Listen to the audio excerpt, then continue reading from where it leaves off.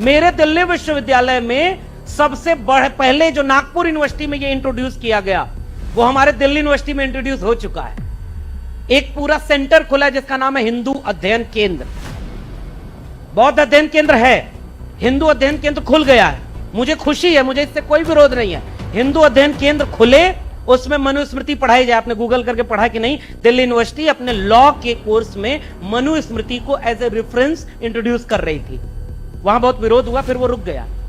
मैं चाहता हूं कि मनुस्मृति पढ़ाया जाए, लेकिन उस कोर्स में बाबा साहब डॉक्टर अंबेडकर का एनिलेशन ऑफ कास्ट और ज्योतिबा फूले की गुलामगिरी भी पढ़ाई जाए। पढ़ने से हमें कोई ऐतराज नहीं, लेकिन सब पढ़ाया जाए तब बात हो।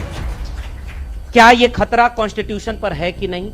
यूनिवर्सिटी को एक आइडियोलॉजी का अड्डा बनाया जा रहा है।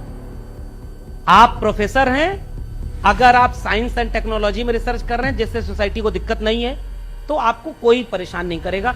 अभी एक हमारे सबसे सीनियर फेलो को अवार्ड दिया जा रहा था, तो इंट्रोडक्शन में बोला गया कि इनका प्रमोशन रुक गया, लेकिन इन्होंने रिसर्च रोका नहीं। कितने लोग ऐसा जोखिम उठाने के लिए तैयार है? सर, अब तो प्रमोशन जरूरी हो गया, रिसर्च तो अगली पीढ़ी कर लेगी। Am I right or wrong? कुछ चीजें हमें थोड़ा सा समझनी होगी। मैं खड़ा होकर के किसी और को क्रिटिसाइज करूं, इससे ज्यादा जरूरी यह है कि कहां हमसे चूक हो रही है। सोसाइटी पीछे जा रही है सर। सोसाइटी पर रोज टेलीविजन पर दिखाया जा रहा है कि धर्म खतरे में है, मस्जिद के नीचे से मंदिर खोदना है। अब आपका रिसर्च कितना दिन बचेगा? इसलिए मैं इस लॉजिक को लेकर के आपके सामने रखना चाह रहा हूं। गोखले साहब खड़े हो रहे थे, उन्होंने कहा कि बिल्ली रास्ता काट दे, तो आज भी लोग डर के रुक तो जरूर जाते हैं। मैं कई बार सोचता हूं बिल्लियों को यह बात पता भी नहीं कि वो इतनी अशुभ है, क्योंकि बाकी दुनिया की बिल्लियों को रास्ता काटते हुए कुछ भी नहीं होता। मैं तो केवल सोचता हूं कि सारा ज्ञान विज्ञान धर्म के नाम पर जो था वो केवल भारत में है, और सारा रिसर्च जो सबसे ज्यादा है वो कहां हो रहा है? अब इससे ज्यादा बोलने पर देखिए समय खराब है, इसलिए इशारे में बात बोलते हैं।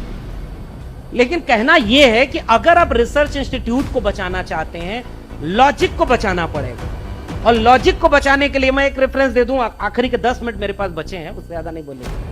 महात्मा फूले ने एक किताब लिखी। मैं प्रोफेसर नहीं हूं, लेकिन रेफरेंस के साथ ही बात करूंगा। अगर बिना रेफरेंस के अगर आपको बात करना है, तो आपको कम से कम प्रधानमंत्री होना होता है। आप तब बोल सकते हैं कि सिकंदर ने पोरस से क्या लड़ाई लड़ी थी, गुरु नानक, विवेकानंद और कबीर एक साथ बैठ करके बात किया करते थे। ये सब आप तब बोल सकते हैं जब आपका ओहदा बड़ा हो। अगर हमारा ओहदा छोटा है तो हम झूठ बोलने की सहूलियत हमारे पास नहीं है। लॉजिक कहता है कि फैक्ट्स एंड फिगर के साथ बात होनी चाहिए। फैक्ट्स ये है कि ज्योतिबा फूले की किताब है जिसका नाम है तृतीय रत्न, कभी मिले तो पढ़िएगा। कंपाइल उनका पूरा वर्क पब्लिश हो गया है हर लैंग्वेज में, और गवर्नमेंट ने पब्लिश किया है। इसलिए मैं वो रेफरेंस लूंगा तो कम से कम मुकदमा मेरे ऊपर नहीं होगा, महात्मा फूले के ऊपर होगा, क्योंकि लिखा तो उन्होंने है। तृतीय रत्न में महात्मा फूले लिखते हैं कि एक आदमी बहुत परेशान हुआ, तो वो किसी के पास गया, और जिसके पास गया वो आप समझ जाएंगे कौन है, मैं उनका भी नाम नहीं लूंगा, क्योंकि उन्होंने ये दावा किया था कि हम धरती पर भगवान के अवतार हैं। तो तृतीय रत्न नाटक में महात्मा फूले लिखते हैं कि जब वो आदमी गया और उसने कहा कि मैं बहुत परेशान हूं, तो उसने कहा कि आपका ग्रह दशा ठीक नहीं है। और गोखले साहब ने इंट्रोडक्शन वहीं से दिया था, मैं इसलिए रेफरेंस आपको बस दे रहा हूं। उसने कहा कैसे, तो कहा शनि ठीक जगह पर नहीं है। हालांकि शनि को पता नहीं, मतलब भारत में कितनी शादियां टूट गई कि किसी का मंगल ग्रह ठीक था कि नहीं, और मंगल को यह बात पता नहीं। हमारे देश में यह होता है, और इसे एक परंपरा के नाम पर सेलिब्रेट करते हैं। मैं आपसे एक लॉजिक देके जाऊं कि अगर हिंदू होना एक धर्म है, तो फिर कबीर कौन थे? सवाल है मेरा। कबीर क्या थे? कबीर हिंदू थे कि नहीं थे, मैं जानना चाह रहा हूं। और कबीर पर कोर्स में मेरे सिलेबस में यूनिवर्सिटीज में पढ़ाया जाता है। और कबीर पूछते हैं कि तुम कद बाबन हम कद सूद, हम कद लोहू तुम कद दूध, एक बूंद ते सदबुत पन्ना, कौन बाबन कौन सूदा। हमने नहीं लिखा है, कबीर ने लिखा है। और कबीर इंट्रोडक्शन यूनिवर्सिटी के सिलेबस में है। जो तू बावन बाबनी जाया, आन बाट काहे नहीं आया, जो तू तुरक तुरक नहीं जाया, भीतर खतना क्यों न कराया। अरे इन दोन रान पाई, हिंदुन की हिंदुआई देखी, तुर्कन की तुर्काई। कबीर ने लिखा है, एक एक चीज एक्सप्लेन की है जो इस कॉन्स्टिट्यूशन के बेस में है, इक्वलिटी। और आपने कास्ट सिस्टम बना करके, हायरार्की बना करके एक डिवीजन पैदा कर दिया। कॉन्स्टिट्यूशन का मकसद था जोड़ना। इसलिए मैं कबीर को रेफरेंस में ले रहा हूं। वो आदमी बोलता है कि शनि ठीक जगह पे नहीं है। उसने कहा कैसे होगा, तो कहा एक वही काम कराना होगा, हवन 10,000 रुपया लगेगा। कहे पैसा तो नहीं है। कहा चलो अच्छा तुम्हारे लिए 50% डिस्काउंट 5,000 में करा देंगे। और मैं रेफरेंस के साथ बोल रहा हूं। नाटक का नाम है तृतीय रत्न। लॉजिक कहां खतरे में आप समझिएगा। वो कहा इतना पैसा भी नहीं है, तो कहा अच्छा 1,000 दे दो, तो मैं जो है मंत्र दे के जा रहा हूं, जाप करते रहना, कल्याण हो जाएगा। उसने कहा कि भाई मेरे जेब में एक फूटी कौड़ी नहीं है। उस आदमी ने यूं जेब निकाला बाहर। दूसरा आदमी सामने खड़ा होकर बोला कि जब तेरे जेब में एक फूटी कौड़ी नहीं है तो जा बेटा, शनि तेरा कुछ नहीं बिगाड़ सकता। यह लॉजिक था ज्योतिबा फूले के पास, यह लॉजिक था डॉक्टर अंबेडकर के पास, लॉजिक था कबीर के पास, और सारा लॉजिक मिलाकर संविधान बनाया गया। और 75 साल बाद हमारा देश कहां जा रहा है। एक बाबा का हमने देखा कि उसके पास एक आदमी गया, कहा पत्थरी है, तो उसने आंख बंद किया, हवा में मंत्र पढ़ के ऑपरेशन किया, कहा देखो पत्थरी, का गायब, बाबा की जय हो। यहां पहुंच गया हमारा देश। अब आप क्या रिसर्च करेंगे लैब में, वहां रिसर्च हो गई। और दिक्कत यह नहीं है कि पहले फ्रिंज एलिमेंट ये सब बोला करते थे, पहले भी थे, अब उसे इंस्टीट्यूशन में इंट्रोड्यूस करके बड़े बड़े ओहदे पर बैठाया जा रहा है कि आप अपनी यूनिवर्सिटी में ये काम करिए। और जो SC ST OBC एम्प्लॉई हैं वो अगर बोलेंगे तो उनके ऊपर चार कमेटी बिठा दीजिए, उनका प्रमोशन रोक दीजिए, उनको इतना परेशान करिए कि सब हाँ में हाँ मिलाने लगे। ये मैं एक बात जो मुझे कहनी थी, जो सबसे इंपॉर्टेंट है, वो मैं कहना चाह रहा था। आखिरी में 2-3 चीजें संविधान शुरू कहां से होता है। इस देश में एक संविधान सभा बनी जब 2 साल 11 महीने 18 दिन, और आज तारीख है 30 नवंबर। आज से ठीक 5 दिन पहले बाबा साहब डॉक्टर भीमराव अंबेडकर ने 25 नवंबर 1949 को कॉन्स्टिट्यूशन असेंबली में एक सबसे शानदार स्पीच दी थी। और पढ़ना चाहिए हर एक व्यक्ति को। 25 नवंबर 1949 को डॉक्टर अंबेडकर की स्पीच पढ़नी चाहिए। डॉक्टर अंबेडकर उस स्पीच में बहुत सारी बातें कहते हैं कि मुझे खतरा है, डर है, कॉन्स्टिट्यूशन तो हमने अच्छा बना दिया, अगर इसे लागू करने वाले लोग अच्छे नहीं हुए तो कॉन्स्टिट्यूशन कागज का पुलिंदा रह जाएगा।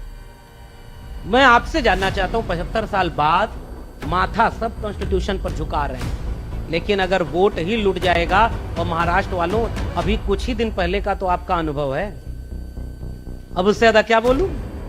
किसी को पता ही नहीं लग रहा था कि ऐसी आंधी चलने वाली। अब समझदार को इशारा काफी, वोट कहीं दे रहे हैं। अब मैं वो ले आना चाह रहा हूं जहां बाबा साहब ने कहा था कि हमने एक व्यक्ति एक वोट का अधिकार दे दिया, पॉलिटिकल इक्वलिटी। लेकिन पॉलिटिकल इक्वलिटी तभी सक्सेसफुल होगी जब सोशल एंड इकोनॉमिकल इक्वलिटी आएगी। और हमारा देश कहां पहुंच गया 2024 में 25 करोड़ लोग 5 किलो अनाज पर जी रहे हैं। 100 अरबपतियों की सूची जो बन रही है उसमें एक भी शेड्यूल ट्राइब नहीं है, एक अपवाद में शेड्यूल कास्ट है, तो एक 0.5% में ओबीसी है। बाकी अरबपति कौन है आप भी जानते हैं, और 5 किलो अनाज पर कौन गुजारा कर रहा है आपको अच्छे से पता है। हमारा देश इकोनॉमिकल इनइक्वालिटी में यहां पहुंच गया। ऑक्सफैम की रिपोर्ट कहती है 1% पॉपुलेशन के पास 73% रिसोर्सेज कब्जा है, और 3% रिसोर्स पर 50% पॉपुलेशन गुजारा कर रही है। क्या ये इकोनॉमिकल इक्वलिटी है? क्या ये संविधान का जश्न मनाने का समय है? और मैंने क्यों ये बात कही थी कि जिम्मेदारी हमारी है, क्योंकि साहब हमने इसका फायदा लिया है। अगली पीढ़ी को हो सकता है एजुकेशन ही ना मिले, वो तो पैदा हो, एक हवन हो, तुरंत उनका पता चल जाए क्या बनोगे, क्योंकि इंस्टीट्यूशन में तो कुछ बचेगा नहीं। तो जिम्मेदारी बचाने की किसको है? और उसके लिए मैं कह रहा हूं हाकिम शहर किसी बात पर क्यों गौर करे। इशारा मेरा समझ जाए तो यह आखिरी में आपके लिए मैसेज देकर जा रहा हूं। हाकिम शहर क्यों किसी बात पर गौर करे, उसकी मर्जी है, जिसे चाहे उसे ठौर करे। सोचते सब हैं जरूरी है बगावत, लेकिन चाहते ये है कि आगाज कोई और करे। आज कोई नहीं चाहता कि डॉक्टर अंबेडकर उनके घर में पैदा हो जाए, क्योंकि हम प्रोफेसर हो गए तो हमारा बच्चा उस सरकारी स्कूल में तो कभी नहीं पढ़ेगा। हमारा भी होगा तो नहीं पढ़ेगा, और बचाने के लिए हम सरकारी स्कूल छोड़ रहे हैं गरीबों के लिए। आज कोई ज्योतिबा फूले होने को तैयार ही नहीं। हम तो साहब इसलिए थोड़ा सा हिम्मत जुटा रहे हैं क्योंकि हमने नौकरी कुर्बान की है इसके लिए। बचा सकते थे नौकरी, बड़ा आसान था मेरे लिए। केवल चुप होना था।